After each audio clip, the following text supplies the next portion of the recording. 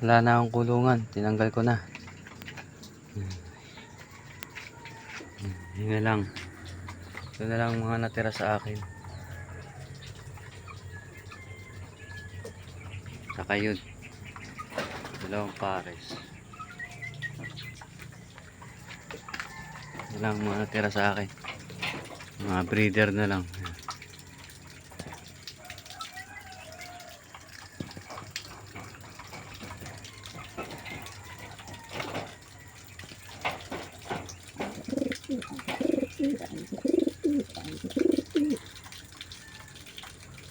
Ito yung nakamakartor ko.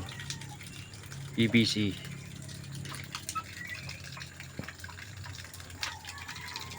Wala na ang kulungan. Ayan. Na lang.